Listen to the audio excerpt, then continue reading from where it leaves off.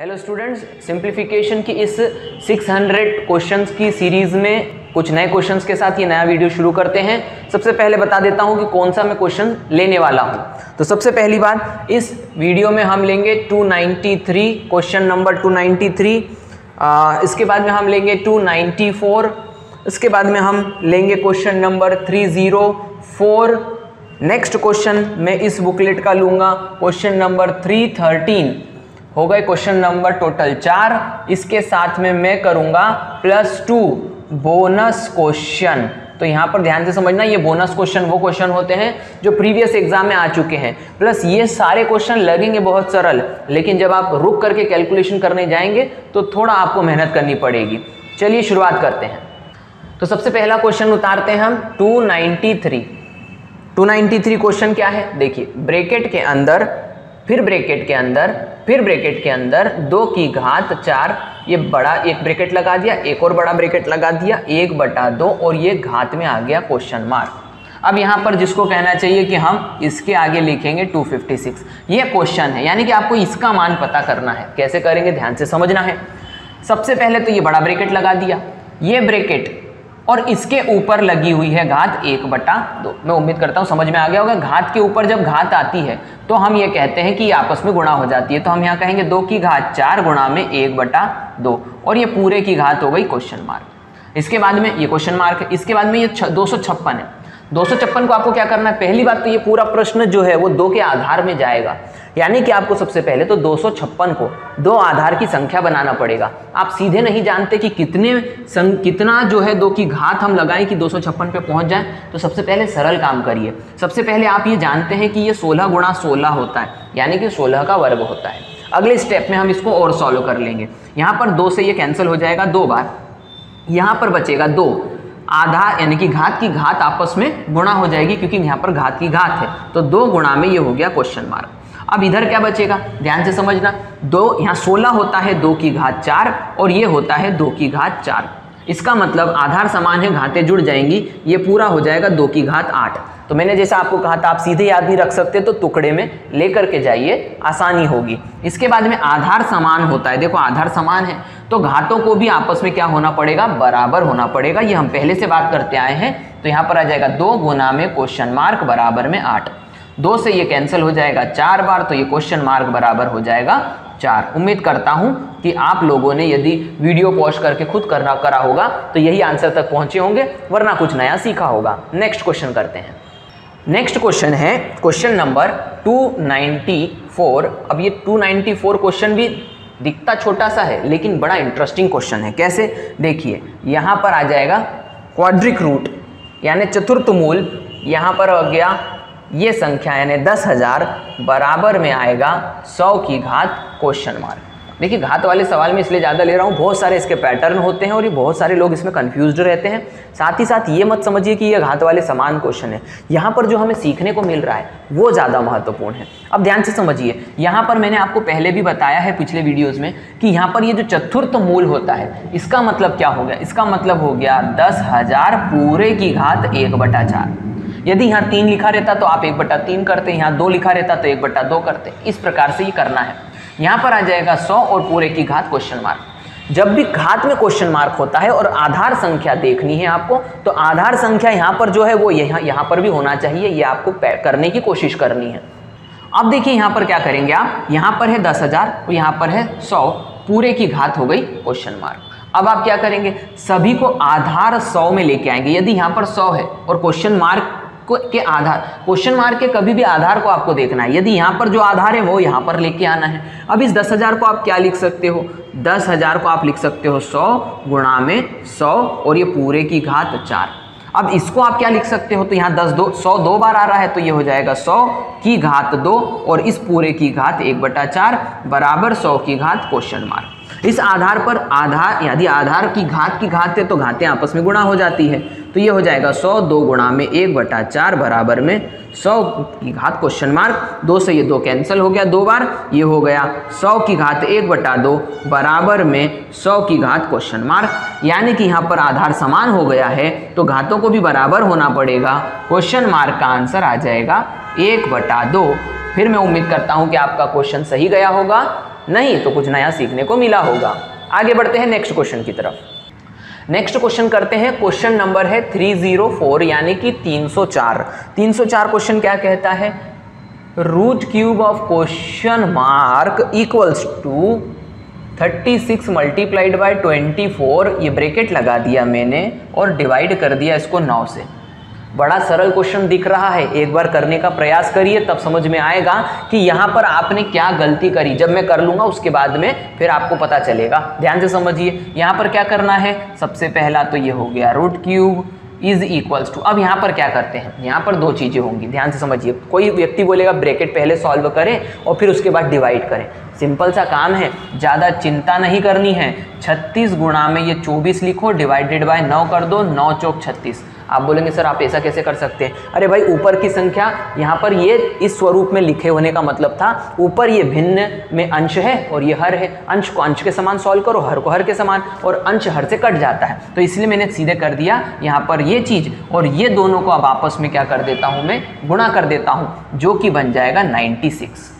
तो ये बन गया 96। अब यहाँ पर आपको क्या करना है, ध्यान से समझना, बहुत इंटरेस्टिंग क्वेश्चन है। अब यहाँ पर आपको चाहिए क्वेश्चन मार्क का मान, यानी कि यहाँ पर आप घात 3 दोनों तरफ लगाओगे तो ये रूट क्यूब आ गया क्वेश्चन मार्क के साथ, और ये हो गया घन, और यहाँ पर भी आ गया घन। ये कैंसल हो जाएगा, यानी क्वेश्चन मार्क इक्वल्स टू 96 का क्यूब। यहाँ से मेन पिक्चर चालू होती है, यहाँ तक तो आप पहुँच जाओगे, लेकिन मेन पिक्चर यहाँ से चालू होती है। यानी 96 को 3 बार आपस में गुणा करना है। अब जो तरीका मैं बता रहा हूँ ना, बड़ा ही शानदार तरीका है। कैसे, ध्यान से समझना है। 96 मल्टीप्लाइड बाय 96 मल्टीप्लाइड बाय 96 क्या करेंगे, फटाक से 96 को मान लो 100 माइनस में 4, मान सकते हो 96 होता है। मल्टीप्लाई कर दो इसको 96 मल्टीप्लाइड बाय 96 से। इस 96 से इसको मल्टीप्लाई करोगे तो सीधे इसको इससे गुणा करने पर आ जाएगा 9600।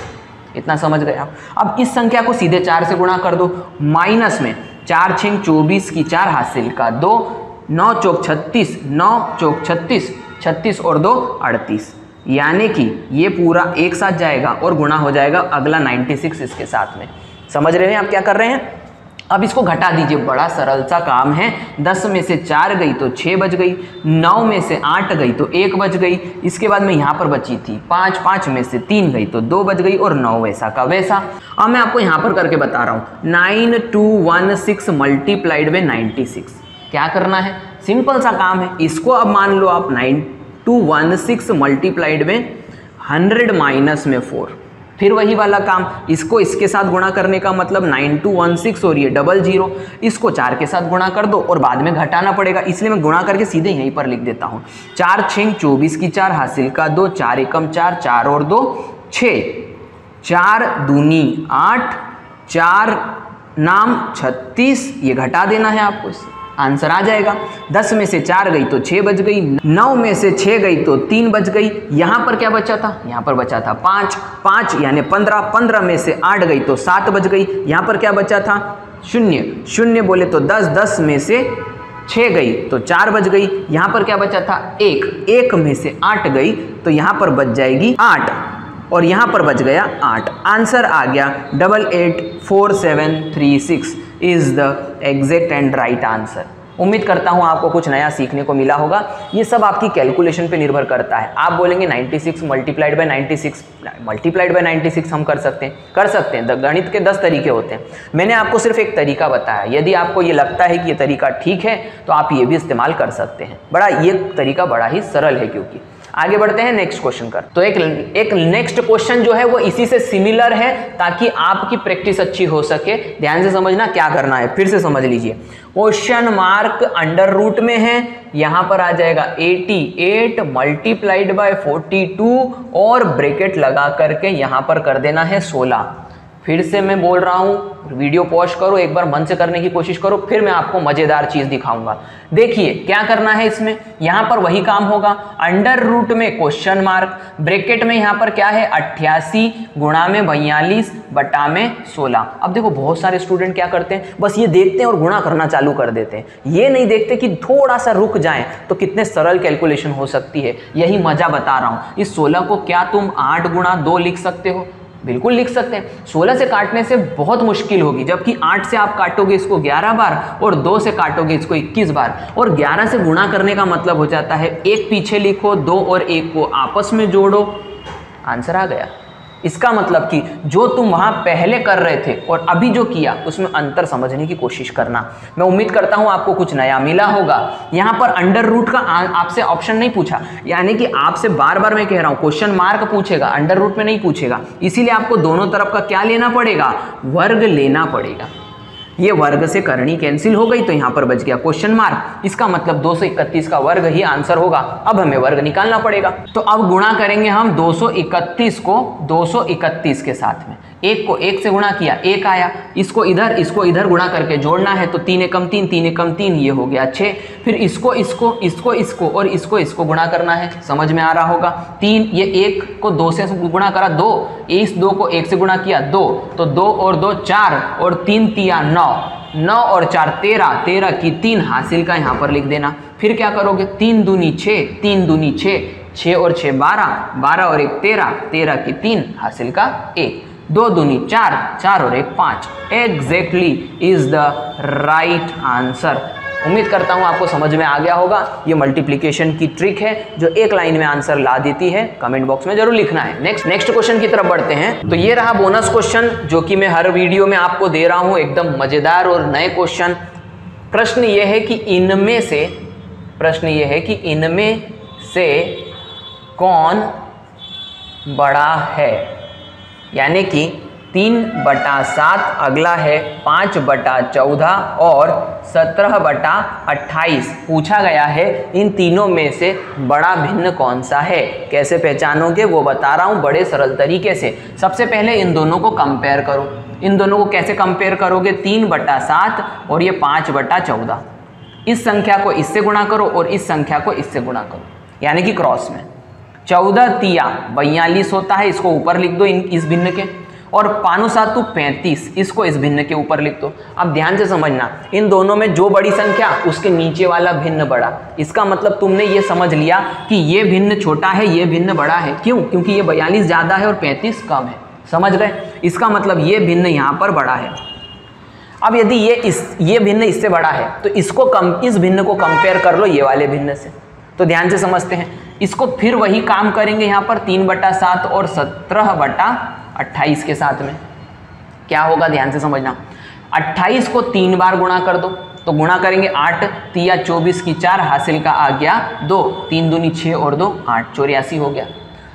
इसके बाद में इस संख्या को इससे गुणा कर दोगे तो 17 7 119, यानी कि ये भिन्न बड़ा हो गया, ये भिन्न इससे भी बड़ा हो गया। अब ध्यान से समझना, ये भिन्न इससे बड़ा और ये वाला भिन्न इससे भी बड़ा, तो ये भिन्न सबसे बड़ा। तो मैं उम्मीद करता हूं कि आपको समझ में आ गया होगा कि सबसे बड़ा भिन्न आपको कैसे पता करना है। फिर से नए एक बोनस क्वेश्चन के साथ जाते हैं। तो बोनस क्वेश्चन नंबर 2 मैं दे रहा हूं आपको। देखिए क्वेश्चन क्या है, 41 063 625 का घनमूल क्या है, आपसे ये पूरा प्रश्न पूछा गया। ऑप्शन दे रहा हूं, ऑप्शन ए जो है वो है 346, ऑप्शन बी जो है वो 345, ऑप्शन सी जो है वो है 347 और ऑप्शन डी जो है वो है 348।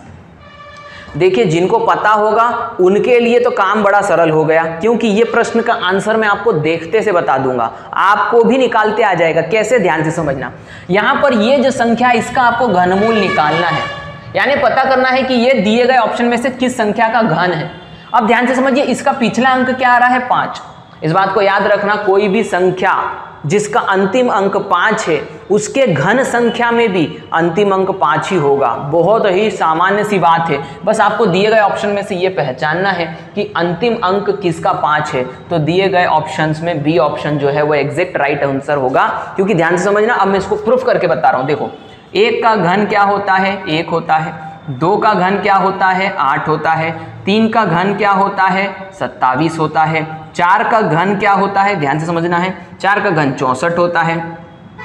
5 का घन कितना होता है, 125 होता है। इसके बाद मैं यहाँ पर बता रहा हूँ मैं 6 का घन कितना होता है, 216 होता है। 7 का घन यहाँ पर 343 है। 8 का घन यहाँ पर होता है 512। 9 का घन हो गया 729 और 10 का घन हो गया यहाँ पर 1000। अब क्या सीखने वाली बात है, ध्यान से समझो। यहाँ पर कुछ 4 का घन, 5 का घन और 6 का घन अंतिम अंक वही देते हैं जिनकी ये संख्या है। मतलब 4 के घन के पीछे 4 ही आएगा, 5 के घन के पीछे 5, 6 के घन के पीछे 6 आएगा। अब क्या होगा, ध्यान से समझना। यहाँ पर 2 जो है वो एक दूसरे को रिप्लेस कर देते हैं, यानी 2 के घन के पीछे 8 आता है और 8 के घन के पीछे 2 आता है। दूसरी बात, यहाँ पर 3 भी वही काम करता है। 3 और जो 7 का घन होता है वो भी एक दूसरे को रिप्लेस कर देते हैं, यानी कि 3 के घन के पीछे 7 आएगा और 7 के घन के पीछे 3 आएगा। तो बड़े याद रखने का बड़ा सरल तरीका है। फिर से हम एक ही देता है और 9 ही देता है। फिर से समझ लेना, 1 देगा, नीचे से 9 देगा। 2 8 देगा तो 8 2 देगा। 3 7 देगा तो 7 3 देगा। बाकी के बचे 4 5 और 6 ये अपने ही अंकों को क्या करते हैं, रिपीट करते हैं। तो मैंने उम्मीद करता हूं आपको समझ में आ गया होगा। और यहाँ पर ये कैसे सरलता से एक सिर्फ देखने मात्र से आंसर आएगा ये मैंने आपको बता दिया। तो मैं उम्मीद करता हूं कि आपको सभी क्वेश्चन समझ में आ रहे होंगे। मिलते हैं नेक्स्ट वीडियो में।